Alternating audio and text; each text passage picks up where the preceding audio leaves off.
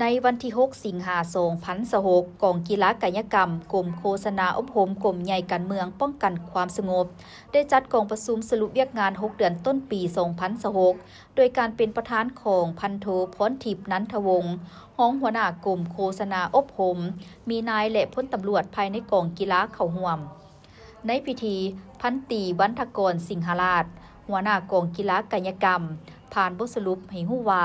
ได้ตั้งหน้าสุมใส่เวียกงานวิสาเฉพาะโดยเป็นตัวแทนให้นักกีฬาของกระทรวงป้องกันความสงบเข้าร่วมแข่งขันกีฬาทั้งภายในและต่างประเทศเป็นต้นได้ขออนุมัติให้นักกีฬากระต่อกระทรวงป้องกันความสงบ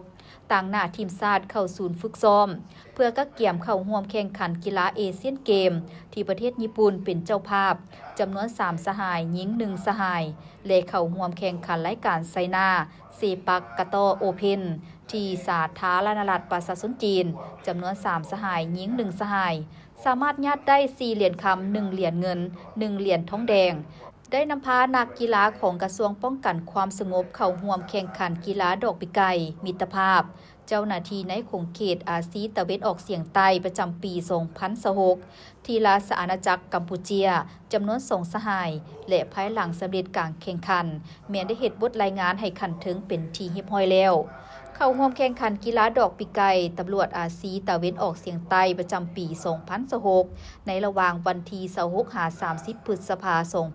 2026ที่ราชอาณาจักรกัมพูเชียได้ประกอบเอกสารเพื่อขออนุมัติให้นักกีฬากระทรวงป้องกันความสงบต่างหน้าทีมชาติเข้าศูนย์ฝึกซ้อมและแข่งขันกีฬาบานเตะที่บางกอกประเทศไทยและชิงแชมป์อาเซียนประจำปี 2026ระหว่างวันที่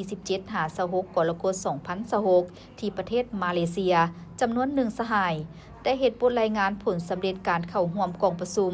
แลกเปลี่ยนถอดถอนบทเรียนนำกองกีฬากองทัพกรมอบรมกรมใหญ่เสนาธิการกองทัพและสรุปรายงานให้คณะกองอย่างเป็นปกติ